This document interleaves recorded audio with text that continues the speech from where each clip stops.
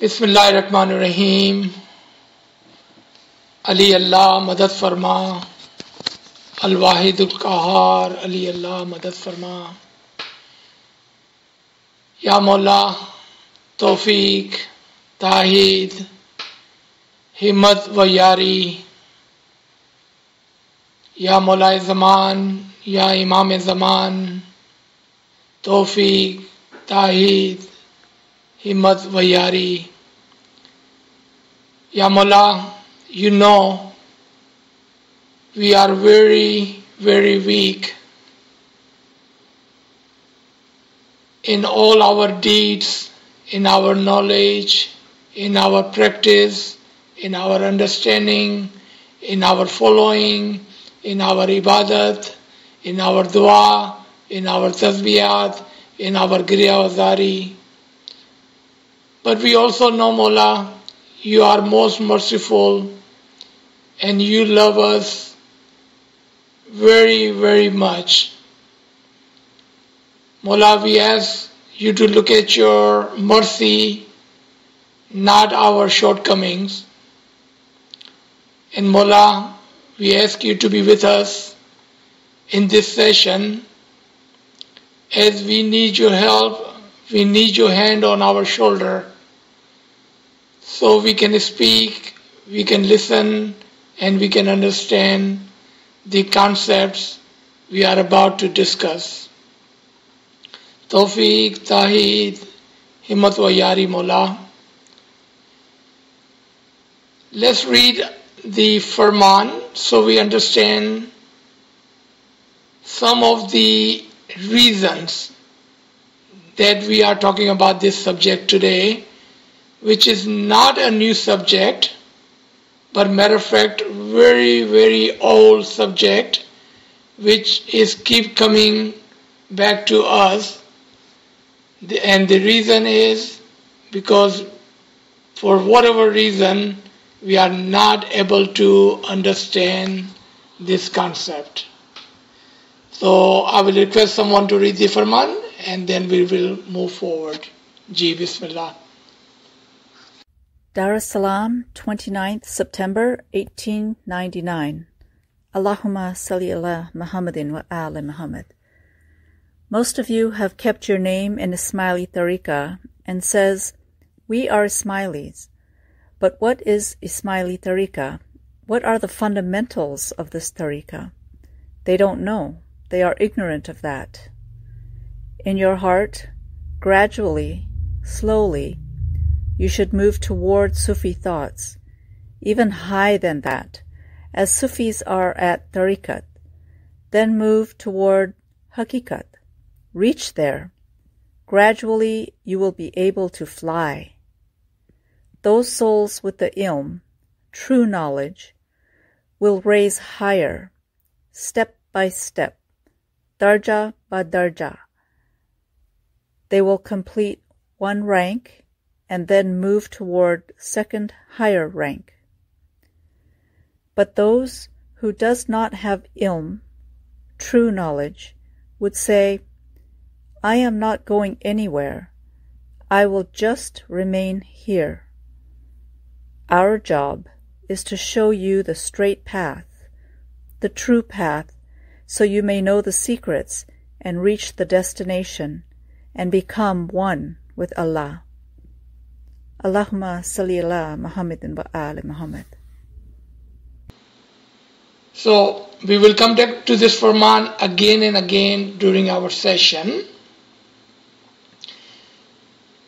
As all of you saw, the subject and the topic of our today's session,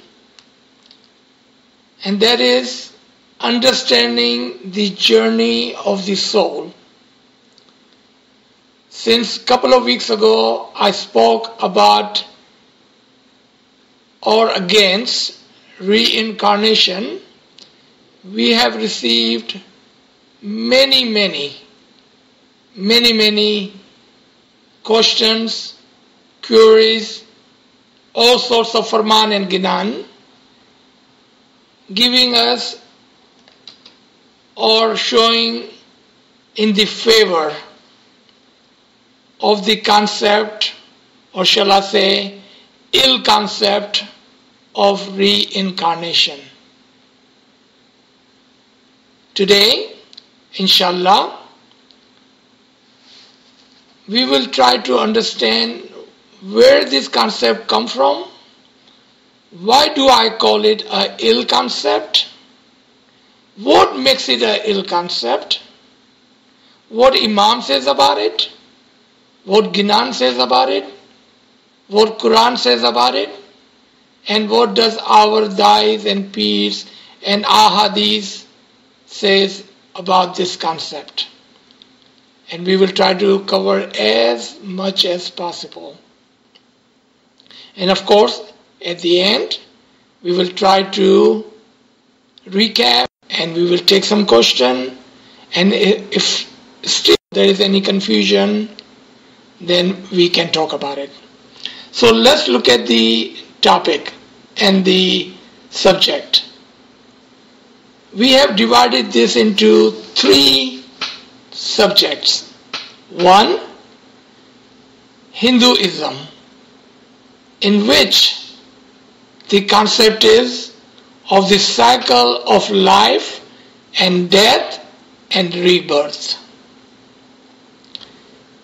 In Islam, in Muslims, the concept of heaven and hell.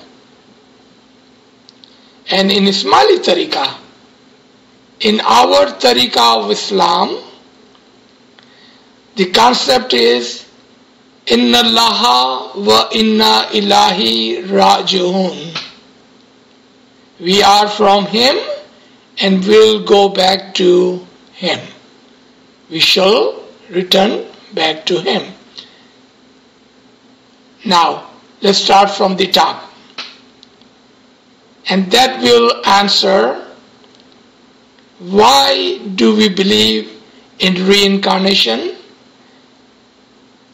What makes us believe and follow the Hindu mythology, the concepts which are over 5,000 years old?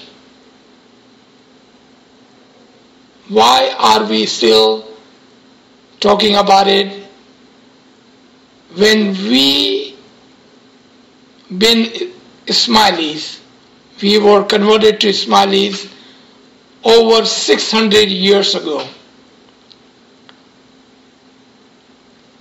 And so let's come and analyze this portion first. First, like I said, the Hindu Tariqah, the Hindu religion, is over 5,000 years old. Right after Adam and between Adam and Hazrat Noah, this religion was started.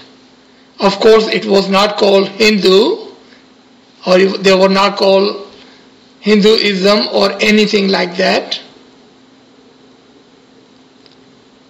Because at that time, at the time of prophets, and in between Adam and Noah, this was a true religion with current prophets and current knowledge. What does it mean, current? Meaning they were following the prophets of their time, and therefore they were understanding and they were on the right path. But then what happened? After Hazrat Noah, when Hazrat Ibrahim came, and when he started to speak about Tawheed, the oneness of God, those people refuse to follow this current and the true prophet. So what happened at that time? They said, what we have and what we have understood from the talimat of Adam and Hazrat Noah, which were current and true knowledge, but it was no longer current knowledge. So they did not follow Ibrahim. So now think about it. If you had cooked some food yesterday, day before yesterday, last week, last month, that is no longer fresh food. It may not be good for your health. Why Allah Ta'ala, Khudawan Ta'ala, has always have sent new knowledge, current knowledge, 124,000 prophets, and always have Imam-e-Zaman in all time and all ages. So he can guide us on the true current path. So those who followed Ibrahim and the prophets after him, the one we call people of the book, Al-Kitab, the people of the Tawheed, people who believe in one God, the concept that people of the book follows of one God, and the people who did not stay or follow Hazrat Ibrahim in his time and were left behind, the one we call them today Hindus or Buddhists. Those are the two old religions of the world today, with billions of followers, close to maybe couple of billion out of 7.5 billion people. One of the largest, if not the one of the largest religion of the world. But the problem starts when we say that what we have is old and we're going to follow the old religion, the old talimat, the old ilm, the old understanding. And over the years, that true concept that they had, it started to muddle up. And the concept which was true at one time,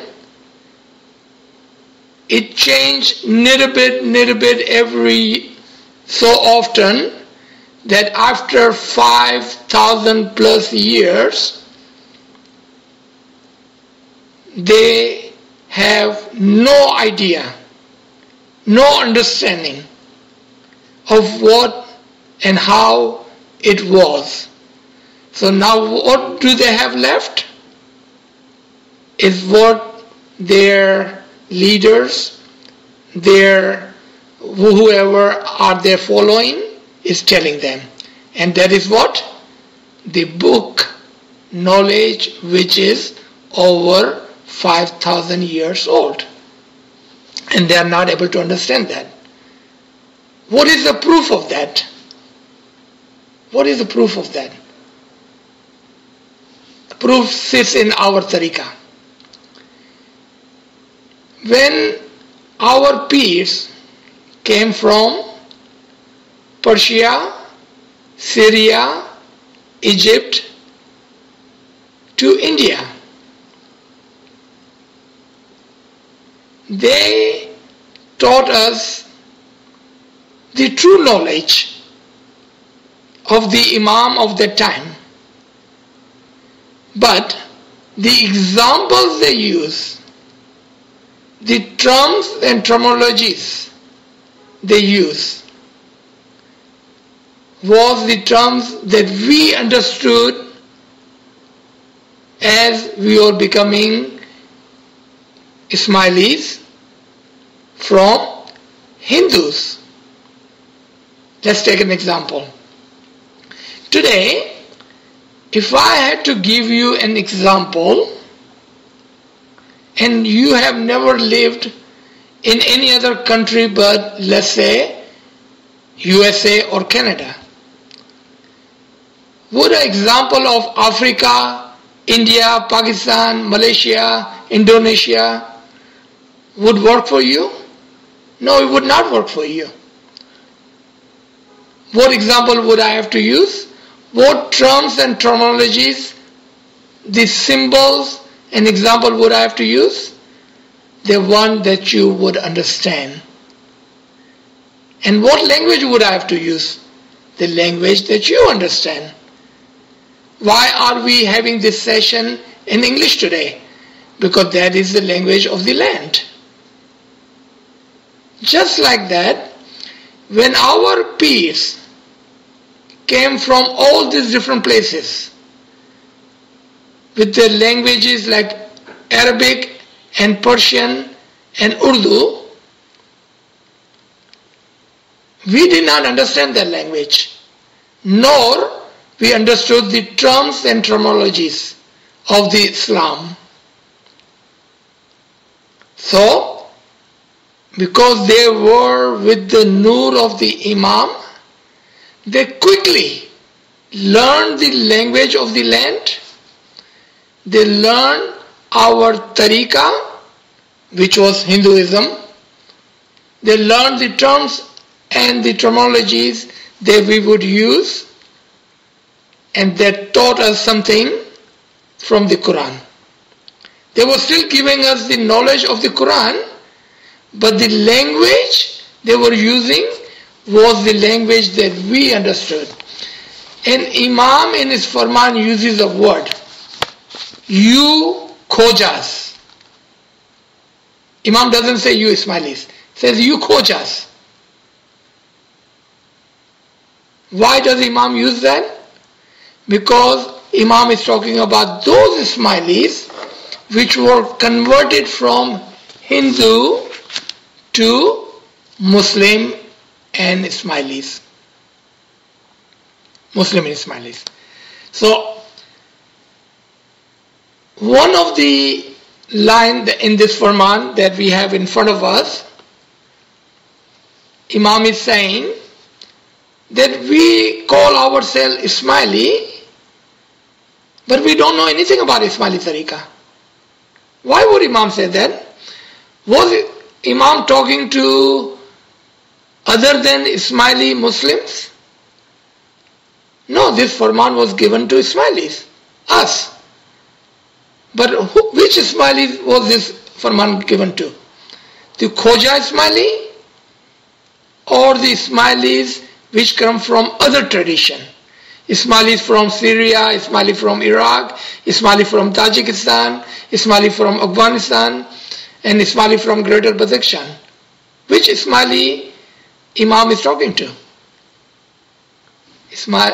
Imam is talking to us Khoja. And see why Imam is talking. Why Imam is saying what he's saying. So first of all, we were talking about the Ginan. In one of the Farman, Imam Aka Sultan Muhammad Shah, may our soul be sacrificed to the Imam, says, the Ginans are translation of Quran. આપણા જે જ્ઞાન છે ને એ કુરાનનો translation છે. And the reason we are confused and conflicted about concept or the ill concept of reincarnation, because our Gnan does talk about reincarnation, our Gnan does talk about rebirth, our Gnan, and even in one of the or two of the Farman, Imam talks about we being like animal. But remember, who were the audience? Who were these peers giving this Gnan to? Was this Gnans by Pir Sadruddin, Pir Shams, Pir Hasan Kabiruddin? Were they teaching those Ismailis which come from the other tradition?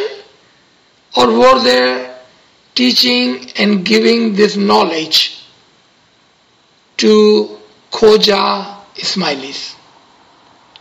So if you all agree that this Gnans and this knowledge, this ilm was given to Khoja Ismailis, then what they were doing? They were giving us the example that we would understand. The terms, the language, the word, the example, the terminologies they were using, the one that we were used to and we would understand. Couple of examples. When they wanted to tell us that if you sin and if you don't follow the true path,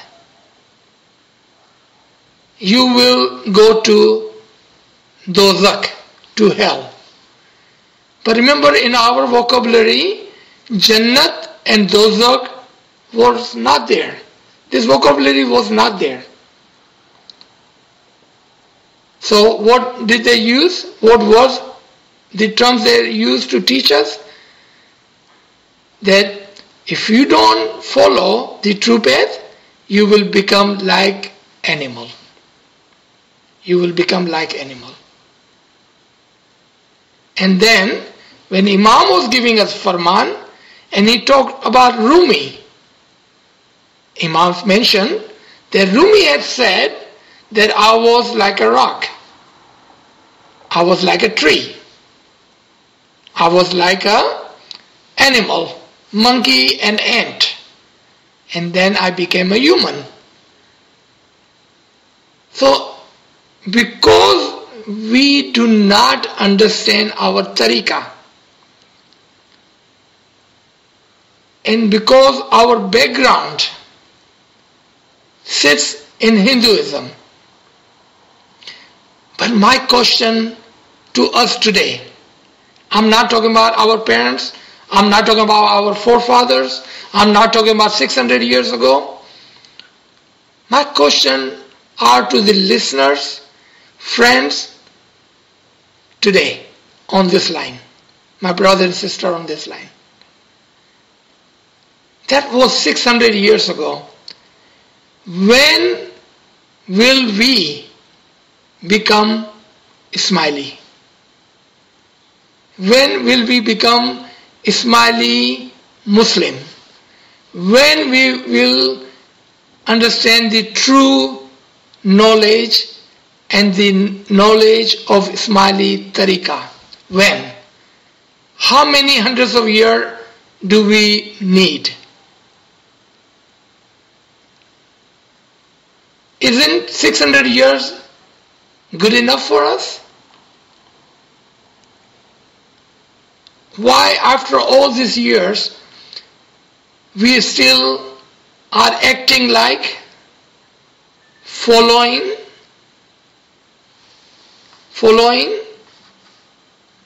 a religion which is a stale religion, old religion, with no current imam and no current prophet in over 5,000 years. There is no argument here. So what is the concept in Islam of birth and rebirth? What is the concept of Ismaili tariqah, of the soul, of the journey of the soul? What is it? That is what we should be listening to, reading, understanding, and then following. So I made some note. the reason for us to believe in birth and cycle of life and death and then rebirth. So first example, Hindu mythology of the life and death and rebirth is on a linear line. एक सीधी लकीर के ऊपर है वो, on a linear line. You are born, you do good, you do bad, you are reborn again. You do good, you do bad, you are reborn again. If you do bad, you are reborn as poor, sick, or some other kind of birth, or you become one of the animals. But on linear line, Islamic knowledge, theology, the mythology, the concept is on vertical line. Number one. First I'm going to say vertical line for us to easily understand compared to linear line. Our concept is on vertical line of Islam. Ismaili Tariqa, our concept is on circular, is in round, in a complete circle. Do you see three different understanding? The school of thought. Hinduism, linear line. Islam, vertical line. Ismaili Tariqa, in circle. And we will learn all this today. Again, let's come back to Hindu way of thinking. Not Ismaili way of thinking. Hindu way of thinking. Because they do not believe in progressing our soul step by step. Darja ba darja. ऊपर जाने का जो concept है on a vertical line, they don't have that. They have a linear line. So birth, death, rebirth, death, rebirth on a linear line. Why? And how can we reject that? Logically. Very, very logically. If that was correct, that concept was correct, if that concept was correct, then let's say that we were here before because we sinned or we did good and we are reborn again. We took a rebirth, reincarnation. If I did bad, then why am I Ismaili? Should not Imam would have punished me somehow? And why are we human? Should I not have been punished and become an animal? Number one, logical. Think about this for a second. Second, let's say we did good. And if we did good, then why rebirth? Why this punishment? What is the logic behind this punishment? If we say we had done good, so now we have taken another birth. To do what? More good? Okay, chalo theek hai.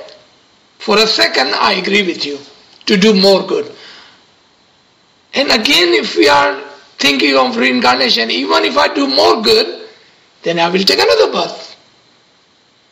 To do what? To do even more good? When will this cycle end? Never. You know why? Because Hindu mythology is on this linear line. It's a never-ending line. Second, those of you who talks about karma and talks about bad deeds and good deeds in our previous life. I'm not saying there is a previous life. I'm not saying that. Those of you who talks about rebirth and reincarnation and say that there is karma, we have done bad or we have not done good enough and we have taken a rebirth. And that's why sometimes we see the children are born sick. People sick or get sick because of the karma. People who die sick, especially diseases like cancer, heart attack, high blood pressure, or any of those dangerous sickness. It is because of the karma or because of our bad deeds in our previous life. I'm going to reject that once again, logically.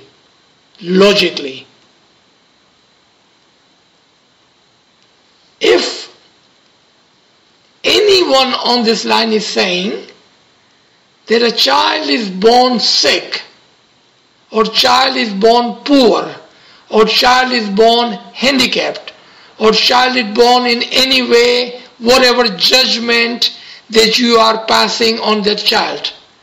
And I'm saying judgment you are passing on that child. You are saying because he was gunegar, sinful in the previous life, that's why he is born sick.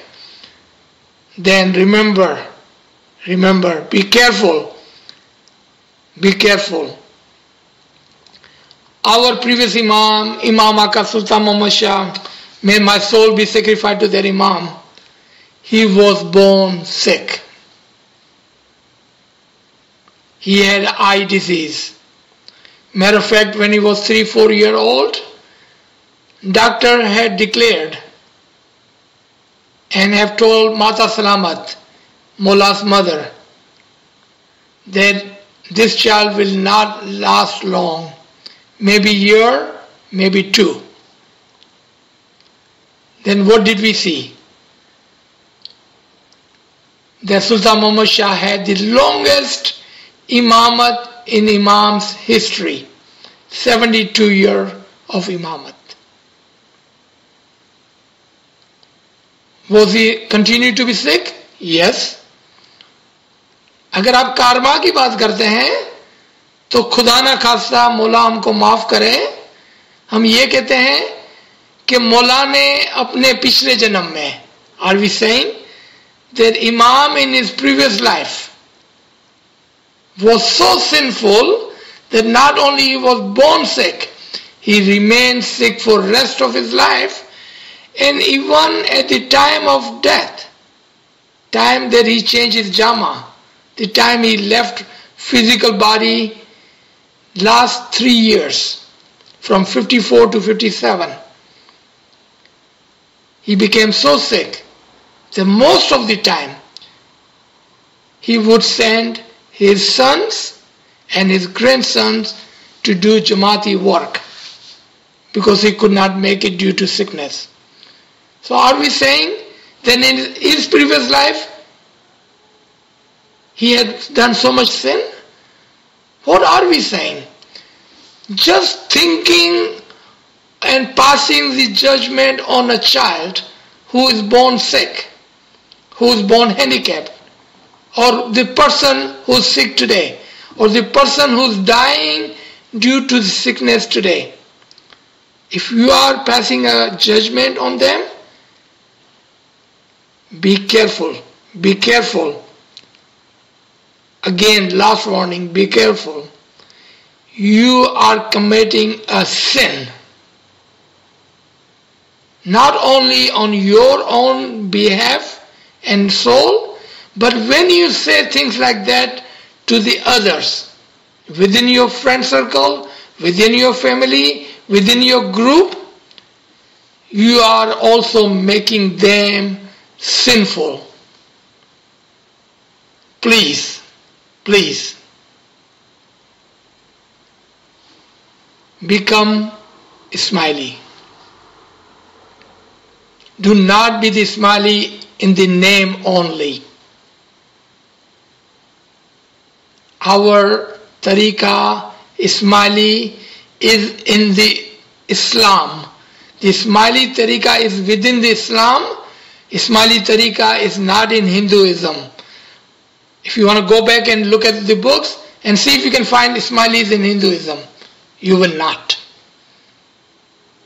There is no Ismaili tariqah in Hinduism.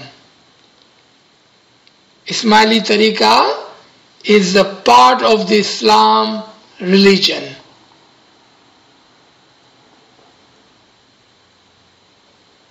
So now let's come to the second step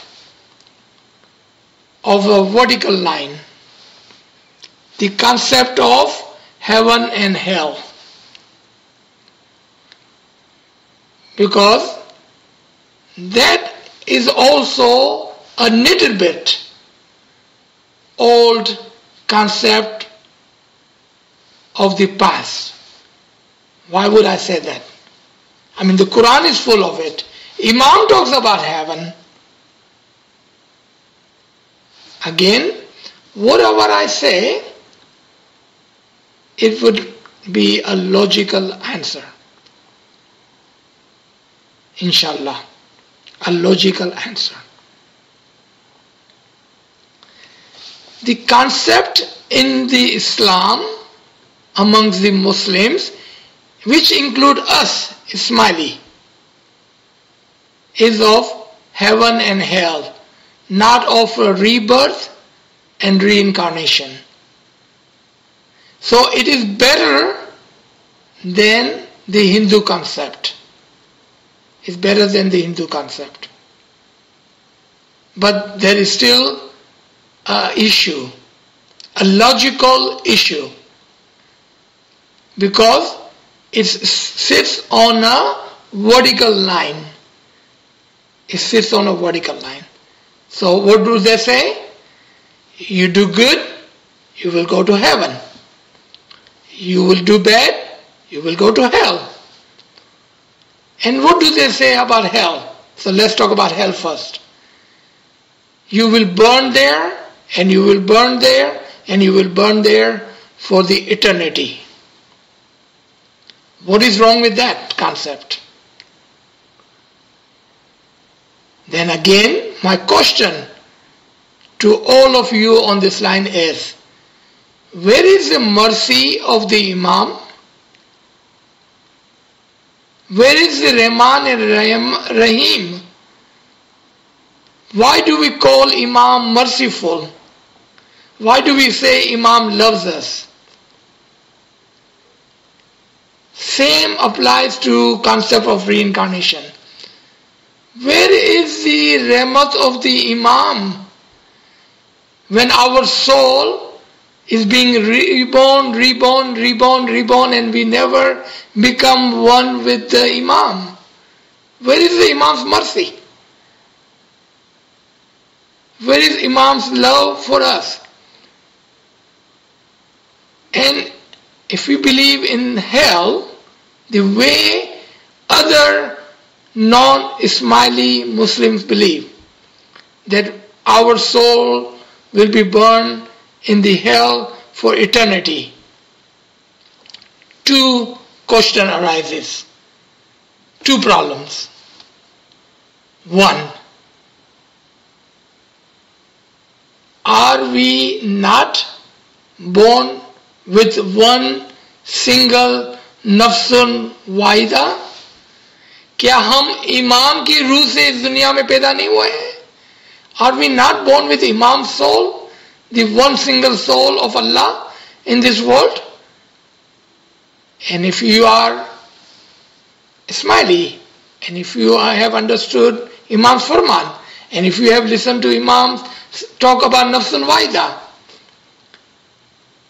then are you saying that Allah will burn Imam's soul, this nafsun wahida, the single soul of the Imam, which is in us, and because we have done something wrong, He will burn us for eternity?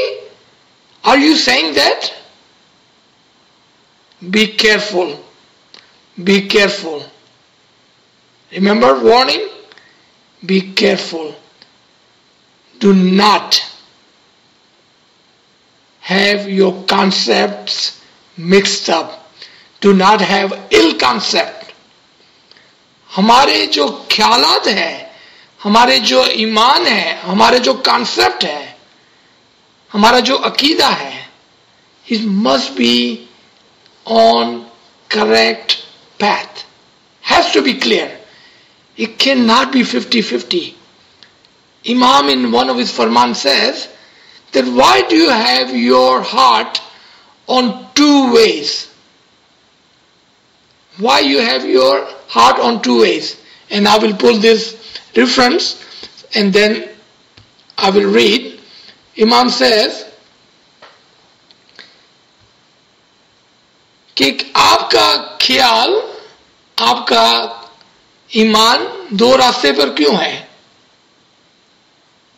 एक जो जिस्मानी है, which is physical, एक जो रूहानी है, of the soul. Imam said, make your concept, your khayal, your thoughts on what is of the soul, of the one soul. Make your concept of the one soul. Imam is asking, why you have your thoughts on two ways? Can we apply the same Furman? Why are we calling ourselves Ismaili but following Hindu mythology? Why are we calling ourselves the follower of the Imam and we are calling ourselves Ismaili Muslims, but then our concept is of the Hinduism? Why? What is the reason? Yes, I understand. Our peers have used the language that we understood. And you will bring 10 ginans in front of me. And if you give me permission, I can take each one of those ginans and I can prove it to you logically that peers are talking about Ismaili Tariqa, because they were never teaching us Hinduism. Because we were already Hindu. They did not have to teach us Hinduism. They were using the language that we understood. The examples that we understood in the time that we were becoming Ismaili Khojas. Come back to the heaven and hell concept. Heaven and hell concept. Let's say that we do good and we go to Jannat. Then there is still a problem. Because Imam in his Farman has said, even Jannat is a jail cell. Then we must understand as a Muslim Ismaili, what is Jannat and what is Dozak? Jannat is on steps. We wanted to go to Jannat, but not the first Jannat, not the second Jannat, not the third Jannat, not the fourth Jannat, not the fifth Jannat, not the sixth Jannat, not the seventh Jannat, but we want to go to the eighth heaven. Dozak is a life of ignorancy. In one place, Imam Aga Sultan Muhammad Shah, may our soul be sacrificed to him, he was attending a conference and one of the speakers talked about that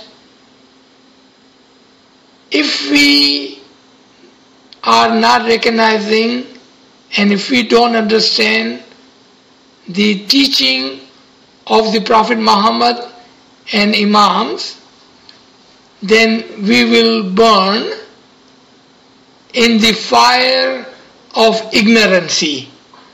Fire of ignorancy. Mola was present there. So Mola corrected him by saying, those who does not understand the batin of the Islam and does not have a recognition of Imam are in dozak today in the fire of ignorancy. तो देखा आपने, जन्नत और दोज़ख, the hell and the heaven are present today. If you are with the Imam, you are in heaven today. If you don't have a recognition of Imam, you are in the fire of ignorancy in hell today. So do you see where the issue starts? So even this concept that we wanted to go to heaven is not a, it is a correct concept, but not exactly the way we understand. So what do we have to do?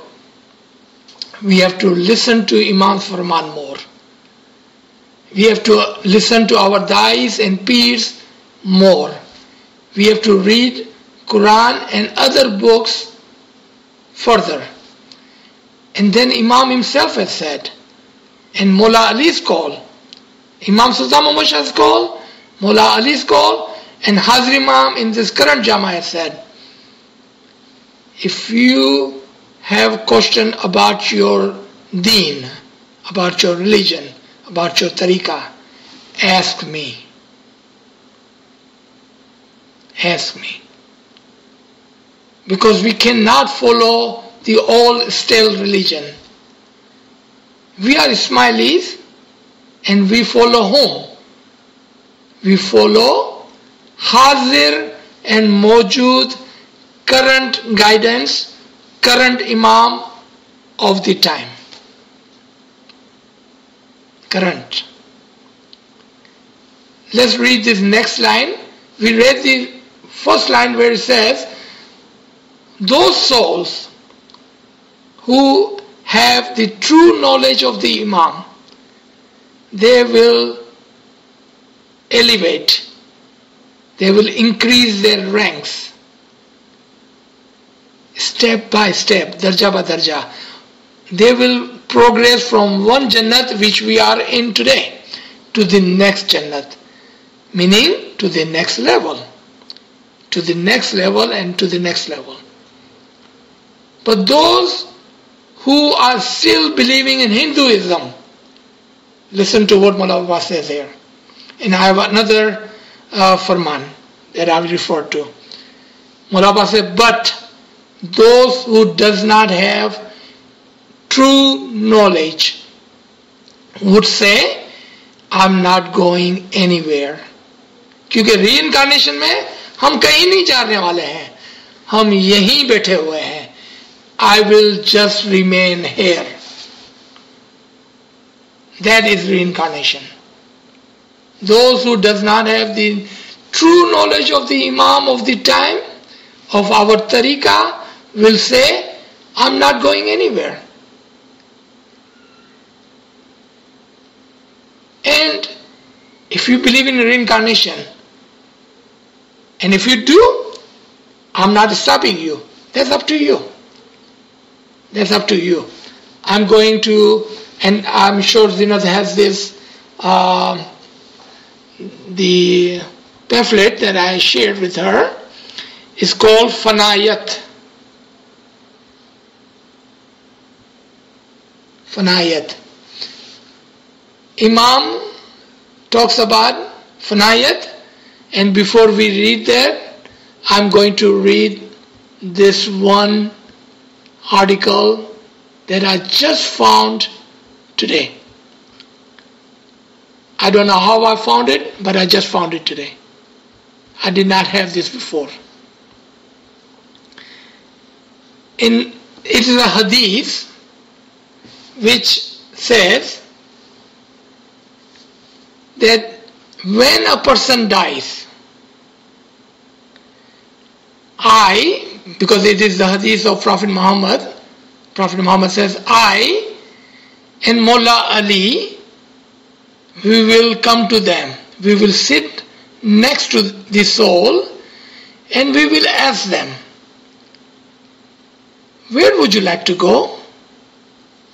Where would you like to go? And if they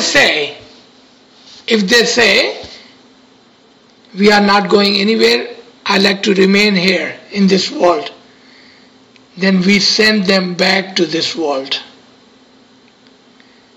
Aapne dekha what I am trying to say? Listen to it very carefully. Hadith says, when a person dies, and if he or she wish to remain in this world, if they believe in reincarnation, because that was their belief and that was their understanding and that was their will, then we will send them back to this world. Further it says, and this is riwayat is from Imam Jafar Sadiq, and I can share this reference with you. It is from the book Daimul Islam by Sayyidina Qazil Noman, and one of the saying of Imam Jafar Sadiq, and he is quoting an hadith of Prophet Muhammad, and he says that they will sit next to you on each side and they will ask you, वो आपको पूछेंगे, what do you wish for? What do you hope for? If you have never hoped for anything but reincarnation, if you always thought that when you die you will become another human, or khuda na khasta, God forbid, one of the animal, and if you are judging yourself that I am bad and sinful, and because I believe in reincarnation, I think I'm going to become a donkey or horse or dog or something, whatever you are thinking, and that is the best hope you had for your soul, then this hadith says they will take your hope and your wish and your will and they will send you back. But then hadith goes further, and those who wish for Jannat, then they will send them to paradise. But then it goes further. That those of you who are people of the understand, and if they wish for things even further than that, then they will be granted that wish. Alright? Now let's come to this farman. It is farman, is called farman of the fanayat. Fanayat ka matlab hota hai Fanafi Imam, Fanafi Allah. And I have shared all this with them, and they should be able to share or even display on this screen now.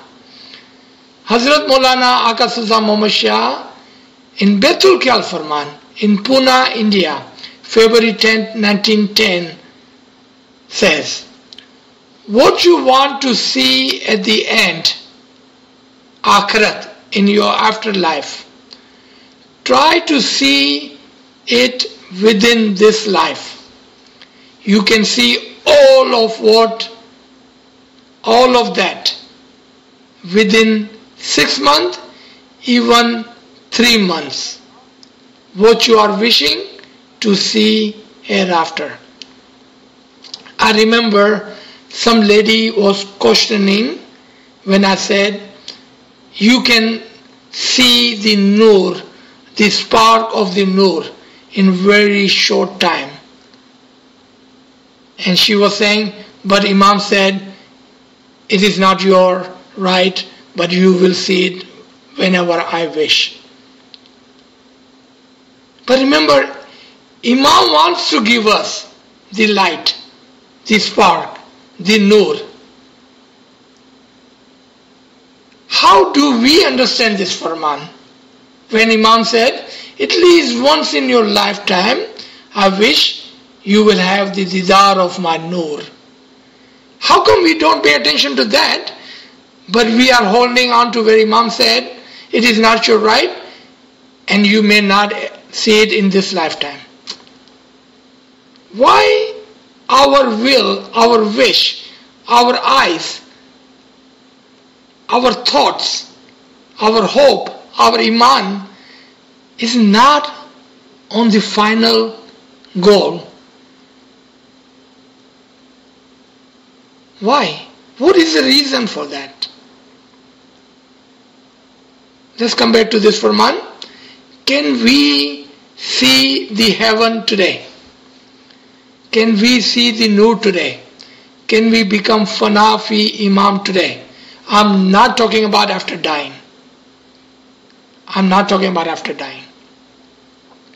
Who wants to wait to be dead? What is the fun in dying and then having all of this? No, that's not me. Are you? Do you want to wait until you die before you see the nur? Do you want to see the heaven after you die? No. That is not my wish or will or thought or concept or understanding or hope. Listen to what Imam is saying. I'm not saying this. I'm just following what Imam has said, what Imam wants from us. What you want to see at the end in Akhirat, after life, try to see it within this life. You can see all of that within 6 months, even 3 months. What you are wishing to see hereafter. You try and practice to die. Mutu kabla anta mutu, meaning utilize your complete power, undivided attention on the word bol, but it is hard. Imam say, I understand, it is hard. And you will not be able to sit, hence you may not be able to concentrate for half an hour.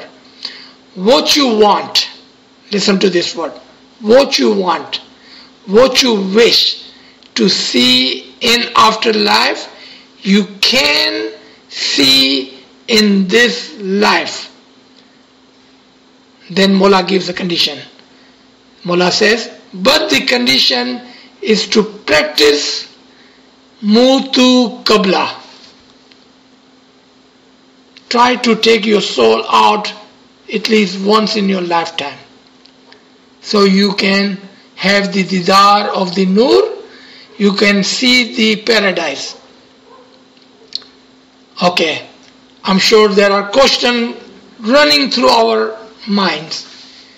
Can we see the paradise right now, today? Can Imam bring the paradise close to us so we can see it? Can he do that? Here we go.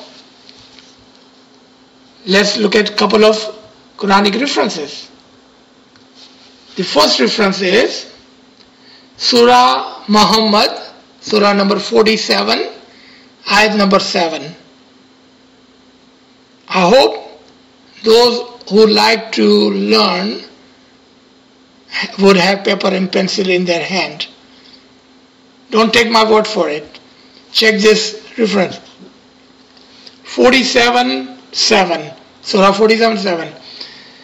And he will admit them, who? Righteous people, into the paradise, into the heaven. Which heaven? Which would be known to them. मैं उर्दू में एक मरतबा बोलता हूँ, then I will translate in English. आपको उस जन्नत में खुदावंद ताला ले जाएगा जिसको आप पहले से जानते होगे. You will be entered into the paradise which will be known to you in this lifetime. Second reference, Surah 50, ayat number 31. Surah 50, ayat number 31. And the paradise will be brought near to the righteous, and it would not be far away. क्या कहा मैंने? जन्नत को तुम्हारे करीब लाया जाएगा और जन्नत तुमसे दूर नहीं होगी. Heaven, the paradise will be brought near to the righteous and will not be far away. So now the question was, do we understand what paradise is? And do we understand what is hell? क्योंकि हम जन्नत और दोज़ख को ही नहीं जानते हैं, तो फिर हम कौन सी जन्नत में जाने की ख्वाहिश करते हैं? मौला अपने एक फरमान में फरमाते हैं कि आप उस जन्नत में जाएंगे where you will have a fruit and you will have a food and you will have a woman and you will rest and rest and rest. Is that the heaven that you wanted to go to? Those are the ill concept, physical wish of the physical things. Mawla has given us each and every farman. If we read, if we understand, if we don't understand, ask question, and then if we follow, then in this lifetime, I'm again saying with confidence, with 100% certainty, we do not have to die to be the paradise today. We do not have to die to have the nur of the Imam, the recognition of the Imam today. We do not have to die to see and recognize our own soul today.